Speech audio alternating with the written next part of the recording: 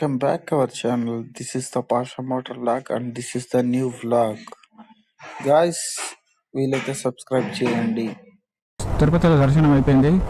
దర్శనానికి కెమెరాని తీసుకోవలేదు, మధ్యలో ఆపేసారు. వాటికి మేము అక్కడ డిపాజిట్ చేసి పోవాల్సి వచ్చింది. పైన ఏం పెద్ద వ్లాగ్ ఏం చేయలేదు.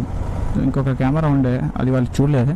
దాంతో లైట్గా కొంచెం వీడియో తీసిన, అది ఇంకా నేను కూడా చూడలేదు. చూస్తా పంచుకుంటే అది కూడా దీంట్లోనే కలిపి అప్లోడ్ చేస్తా. ఇంకో విషయం ఏంటంటే మనం అరుణాచలానికి బయలుదేరాము. తిరుపతిలో మాకు దర్శనం 10 గంటలే అయింది. నైటు 7ంటికి మేము లోపల పోయాం. బయటికి పొద్దున 6ంటికి వచ్చాము. వచ్చి కొంచెం తిన్నాం, బ్రష్ చేసుకొని కొంచెం తిన్నాం. దాని తర్వాతకి ఇక వాళ్ళు కిందికి వచ్చినాం. కిందికి రాగానే మనకు తెలిసిన కానీ అది పక్కనే జూ పార్క్ ఉంది, వాడికి వెళ్ళండి, పర్ పర్సన్ 70 రూపీస్ 50 రూపీస్ తీసుకుంటారు, బాగుంటుందని చెప్పారు. వాడికి వెళ్ళాము. ఆడ నార్మల్గా లైట్గా చూద్దాం ఎట్లుంటుంది అని వెళ్ళాం. జూ పార్క్ మాత్రం బాగుంది ఫ్రెండ్స్. ఎట్లుందంటే సింహాలు దగ్గర 4 రకాల సింహాలను చూసినాము. జింకలు ఉన్నాయి, దుప్పిలు ఉన్నాయి, నెమలి అవన్నీ ఉన్నాయి.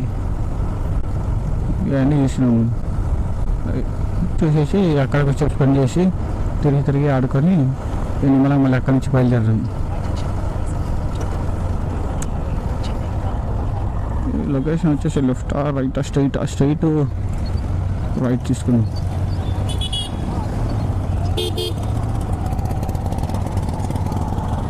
లొకేషన్ ఏం చేస్తుందంటే మనకు ఎట్టించి దగ్గర మేము చూపించుకుంటూ ఊర్లు వెంబడి తిప్పుతుంది. తిరుపతికి వచ్చేటప్పుడు కూడా కొంచెం ఇబ్బంది పడ్డాం. అనవసరంగా లొకేషన్ నమ్ముకొని పోయి ఇప్పటికే చీకటి పడ్డది. అది తండాల నుంచి పొలాలకి అటు ఇటు తీసుకుపోయే సిచ్యువేషన్ వచ్చింది. అందుకే కొంచెం సాయంత్రం వరకు వెళ్దాం అనుకున్నాం. బట్ సాయంత్రం వరకు అయితే మళ్ళీ అదే అవుతుంది అని ఇక మధ్యాహ్నం అయింది. ఇప్పుడు ఇక్కడ వాటర్కి నాకు సర్ది కూడా అయింది. వాయిస్ కొంచెం డిస్టర్బెన్స్గా రావచ్చు. మాకు అరుణాచలానికి వచ్చి 3 hours 44 minutes అని గూగుల్ చూపిస్తుంది. బట్ వీలైనంత డబ్బునే వెళ్ళిపోతాం, ఎందుకంటే మనం నాన్ స్టాప్ ప్రొటెక్షన్ వాటికి వెళ్ళిపోతాం ఈజీగా.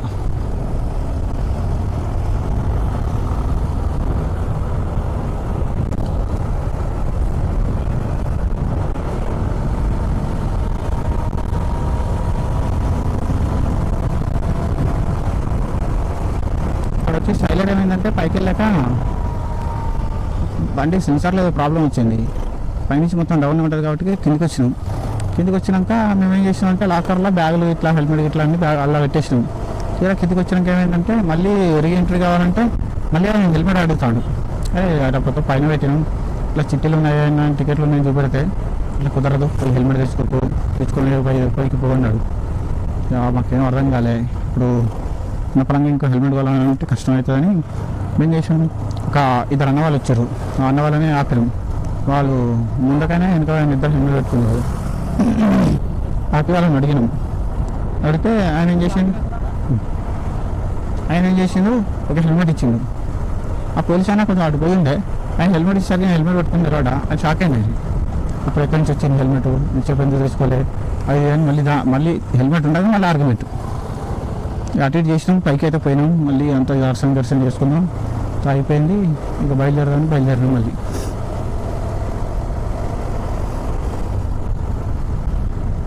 ఎవరైనా బైక్ మీద తిరుపతికి వచ్చేది ఉంటే మాత్రం పైకి పోవాలంటే ఖచ్చితంగా హెల్మెట్ ఉండాలి. కెమెరాలు తీసుకెళ్లే ఉద్దేశం ఉంటే మాత్రం వాళ్ళకి చూపెట్టద్దు. బ్యాగ్లో దాచుకొని అయితే పోవచ్చు. బ్యాగ్లో బట్టల మధ్యలో దాచుకుంటే పోవచ్చు, పైకి తీసుకుపోవచ్చు. పైన వాకిట్లో వేసుకోవచ్చు. పైన మేము చూసినాం, పైకి పోతే కెమెరాలు మీరు దాచుకొని పోయినా కానీ పైకి తీసుకుపోయినాక పోలీసు వాళ్ళు చూస్తారు, సీజ్ చేస్తారు, అది ఇదే అన్నారు. అలా ఏం జరగదు. ఎందుకంటే మేము నిన్న పైన ఉన్నాం కాబట్టి వేరే యూట్యూబర్స్ ఉంటారు కదా, వాళ్ళు కెమెరా ఇట్లా పెట్టుకొని వచ్చి పైన అంతా తెలియదు. మేము చూసినాం. మేము కూడా అనుకున్నాం దాచుకొని వస్తే అయిపోయేది. అంటే నాకు తెలియదు వాళ్ళు ఆపుతారని. నార్మల్గా మేము బయట తీస్తాం కదా వీడియోలు అని చెప్తే అట్లా కుదరదు, అట్లా లేదు, కెమెరా తీసుకోవద్దు, డ్రోన్ ఉంటే డ్రోన్ కూడా అని అన్నారు. ఇంకా డ్రోన్ తీసుకోలేదు సార్ అని చెప్పేసరికి ఆ కెమెరా తీసేసుకున్నారు. ఆ చిట్టి రాసి ఇచ్చారు. పొద్దున పోయి చిట్టి చూపిస్తే మళ్ళీ ఆ కెమెరా రిటర్న్ ఇచ్చేసారు.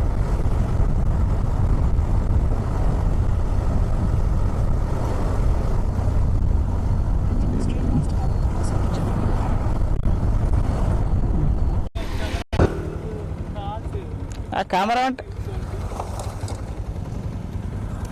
అంటే ఏమైంది? డబ్బులు వద్దా? వద్దంటే వెళ్ళిపోతాం.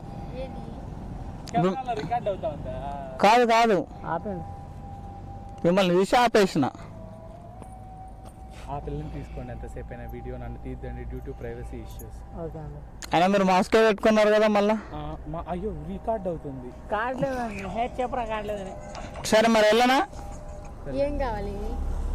మీరు ఎందుకు ఆపుతారు బండ్లని? ఆగినా మేమా మా జీవనాధారం కొనసాగించడానికి అడుగుతున్నాం. మరి అదే కదా, ఇప్పుడు అందరిని అడిగినట్టు నన్ను అడుగుతారు కదా. మరే కానీ రికార్డ్ మాత్రం చేయకండి దయచేసి. మా ఫ్యామిలీ మాస్కే పెట్టుకున్నావు కదా, నీ ఫ్యామిలీ నిన్నెట్లా గుర్తుపడుతుంది? గుర్తుపడతారు. చల్లగా ఓకే, టాటా బాయ్.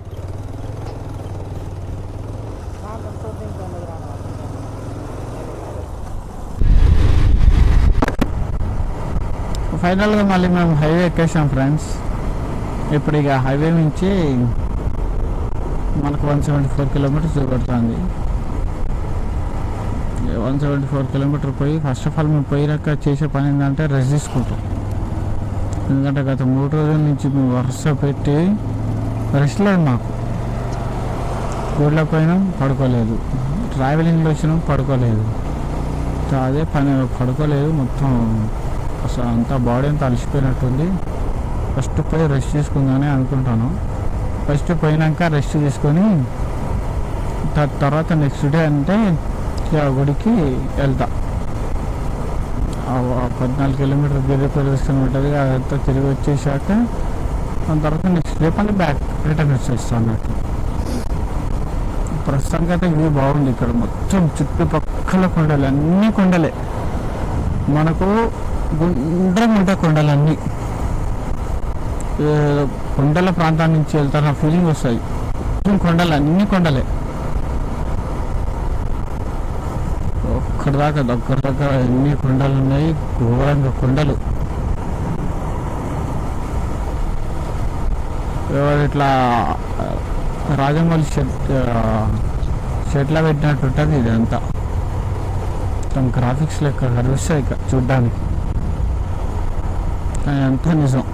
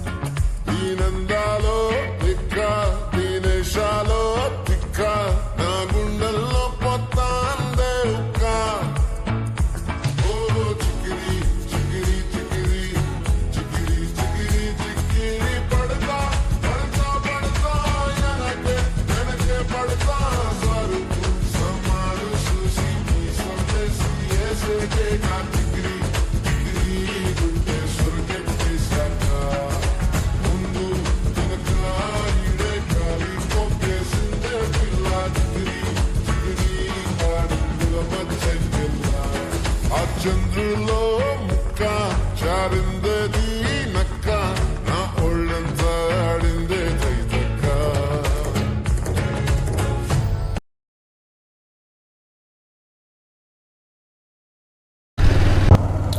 గాయస్ ఇప్పుడే మేము తమిళనాడులో ఎంటర్ అయినాం. ఇక్కడ హైవే దిగి 1 వే ఎక్కినాం. ఇక వేలూరు 15 కిలోమీటర్లు ఉంది. యాక్చువల్లీ ఇక్కడ 1 వే ఉన్నా కూడా కొంచెం బాగుంది రోడ్డు, పర్లేదు తమిళనాడు రోడ్డు. ఎందుకంటే కొంచెం 1 వే ఉన్నా కూడా అంత బొందలు గిందలు ఏం లేవు, నార్మల్గా సింగిల్ బాగుంది. సింగిల్ రోడ్ ఉన్నా కూడా. పక్కన మళ్ళీ తిరుపతిలో ఉన్నట్టే అన్ని కొండలు ఎక్కడ కూడా.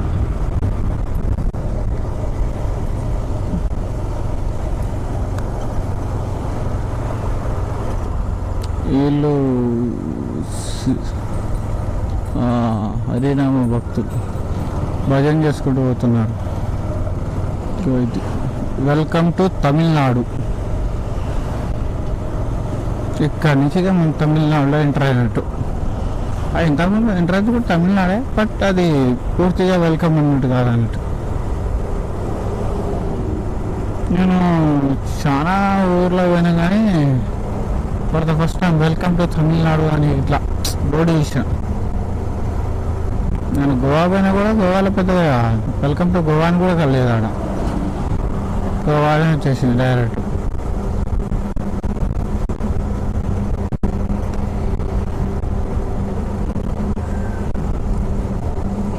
నిన్న మేము పైన ఉన్నప్పుడేమో మాకు బాగా చలి పెట్టింది.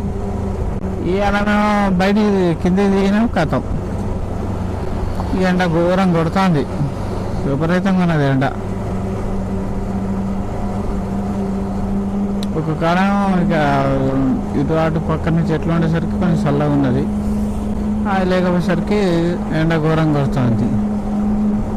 మన ముందు లారీ వచ్చేసి అది ఏపీది, ఆంధ్రప్రదేశ్ లారీ అది.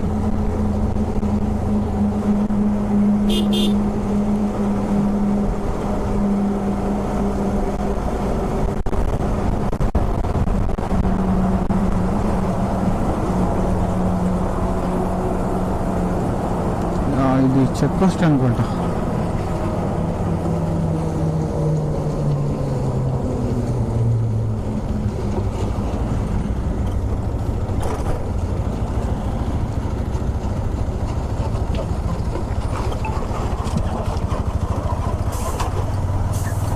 ఆర్టీఓ చెక్ పోస్ట్ అది. కనీసం చెకింగ్ చేయడానికి ఒక్క పోలీస్ వ్యాన్ కూడా లేడుగా.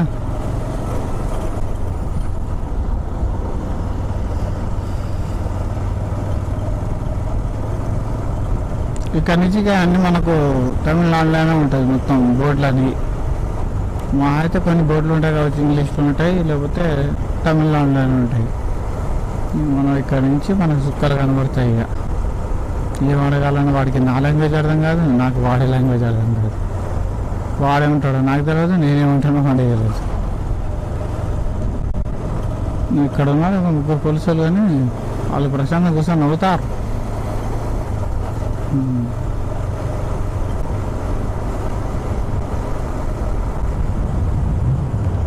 ఇది ఫ్యాక్టరీ లెక్క ఉంది.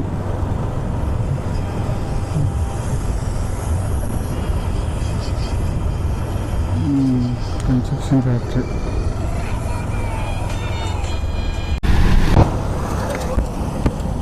తమిళనాడులో ఎంటర్ అయ్యాక ఫస్ట్ బ్రిడ్జ్ ఇది.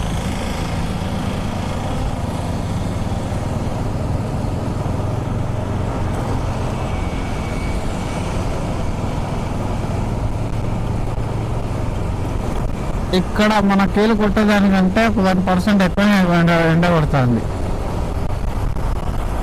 ఘోరంగా ఉన్నది ఇక్కడ, చుర్రం ఉంటుంది ఎండ. ఈ బ్రిడ్జి అయితే ఇంకొక 1 కిలోమీటర్ ఉంటుంది. చాలా పెద్దగా ఉన్నది బ్రిడ్జి. అది చిన్న పెద్ద దుకాణం లేదు.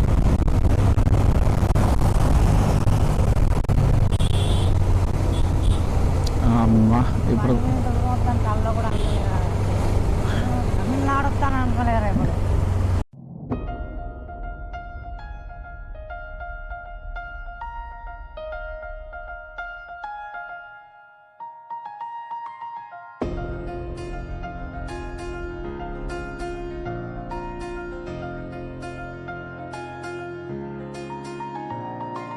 సహనా సహనా నా సఖి సహనా కలలో నిన్నే చూసానా. సహనా సహనా అతిశయసుగుణ మనసే నీకే రాసానా. తోడు లేక నిన్న మొన్న కుదురుగా వేచున్నా. ఎదురుగా నువ్వే వచ్చేసాక విధులిక చూసేనా. నా వధువిక నువ్వే అంటున్నేనే ముడులను వేసేనా. శరచంద్రికా తేజయామిని విలోత్పలనివే మందగామిని. ప్రమద్దీపికా హంసభామిని కదిలే దేవత శ్రీవే. శరచంద్రికా తేజయామిని నిలోత్పలనివే మందగామిని. ప్రమద్దీపికా హంసభామిని కదిలే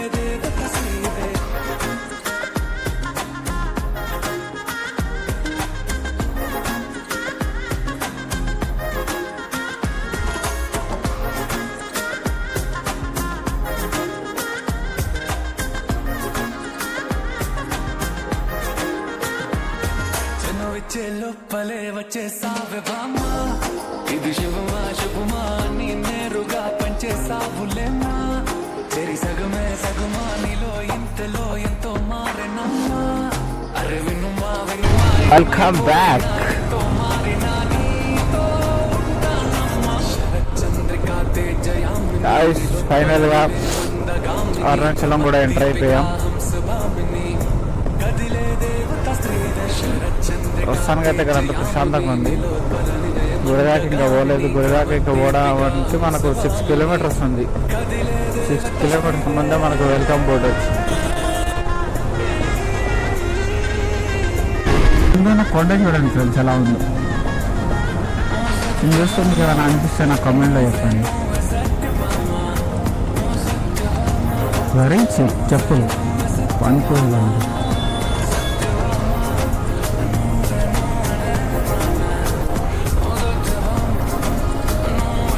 యాక్చువల్లీ కొండ చుట్టూ ప్రదక్షిణ చేయాలన్నా ఇంకో కొండ ఉంటారా? 14 కిలోమీటర్ల కొండ చుట్టూ ప్రదక్షిణ చేయాలంటారు. అది ఇదేనా, వేరే కొండ ఉంటుందా?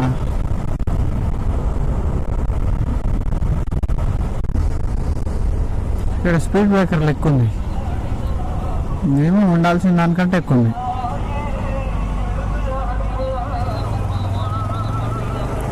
అమ్మ వీళ్ళ పాటలు అర్థం కావట్లే.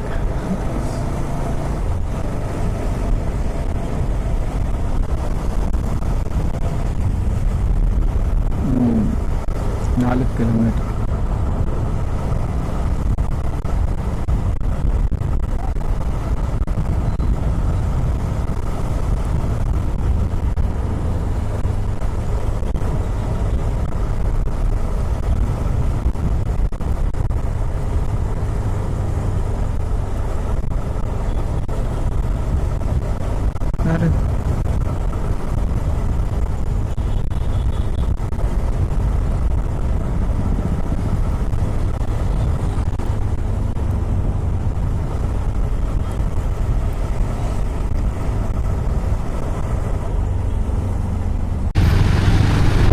గాయ్స్, ఈ ఆర్చి చూడండి ఎంత బాగుందో. ఆర్చి పక్కన ఏదో ఫ్లాగ్ ఉంది, మరి దేనికి సంబంధించిన తెలియదు మనకు. కాకపోతే ఈ ఆర్చి కట్టించింది నేనే అనుకుంటా, అందుకే ఆయన ఫోటో పెట్టారు పక్కన. సింబాలిక్గా నందిని పెట్టారు ఇక్కడ.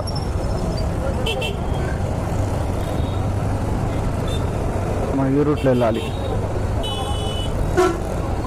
ఇక్కడ బాగుంది ఫ్రెండ్స్, మస్తున్నది ఇక్కడ చూడ్డానికి.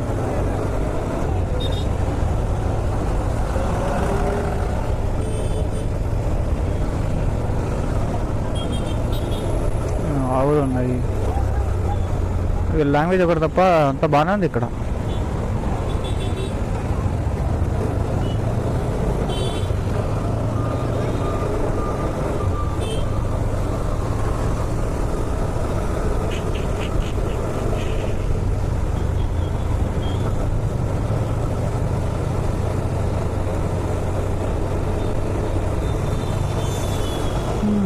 పులిహోర స్మెల్.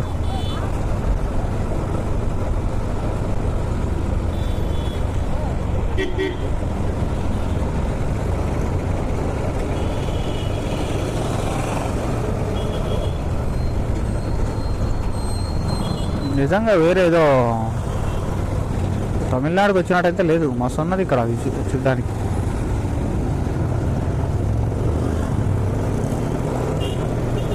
బాగుంది, మస్తు నీట్గా, అంత సాఫ్ట్గా ఉన్నది రోడ్లు కూడా, నీట్నెస్గా సూపర్ ఉన్నది.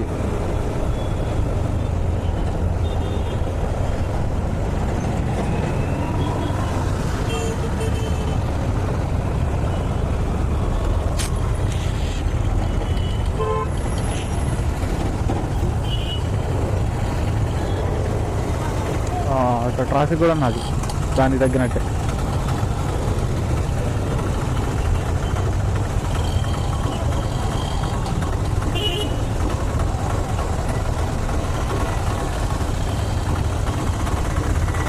ఈ కార్ చూడండి ఫ్రెండ్స్ ఎట్లుందో.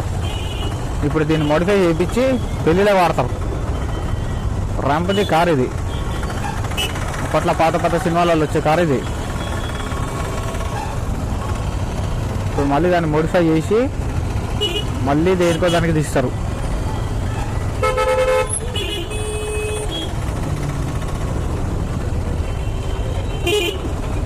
ట్రాఫిక్ పోలీస్ ఉన్నాడుగా ఇక్కడ.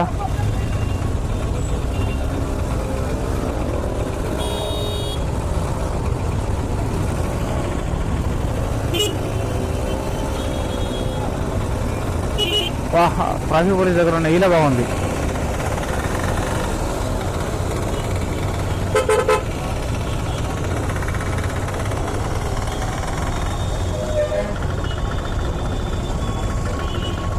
వన్ 1.5 కిలోమీటర్స్ వస్తుంది, కానీ ఇది లాంగ్ అని చూపిస్తాను. ఇట్లా షార్ట్ కట్ కూడా మధ్యలో ఒకటి ఇంత గుండ్రంగా తిరిగిపోవాలి. విధంగా గ్యాప్ దొరికితే చూపించింది కాకుండా మనం వేరే సరి చేద్దాం.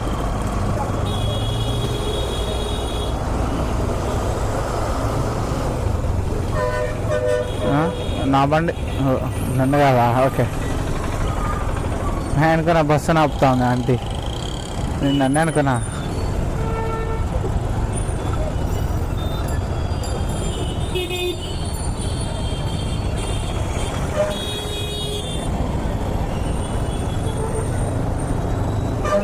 ఇట్లా తిరిగి ఇటు పోవాలా? ఇటు పోవాలి. ఇది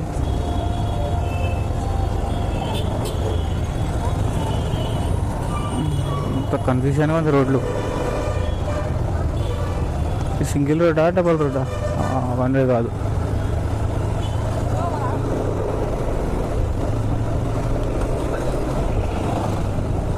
నాకే తెలియదురా నాయన అంటే గూగుల్ మ్యాప్ ఒకటి చూపెట్టాల్సిన పక్క పెట్టి తిప్పి తిప్పి చూపెడుతుంది. షార్ట్కట్లో చూపెడితే చక్కగా వెళ్ళిపోతాంగా.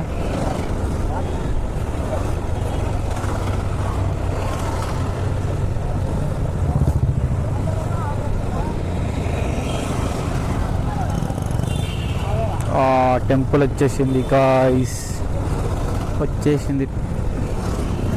టెంపుల్తో పాటు జనాలు కూడా నాకే అడ్డొస్తారు.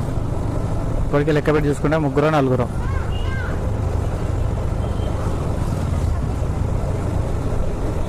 అది టెంపుల్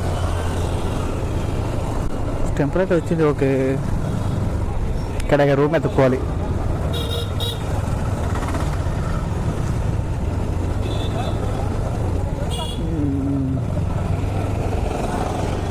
ఓకే గైస్, ఇదే temple. This is the end.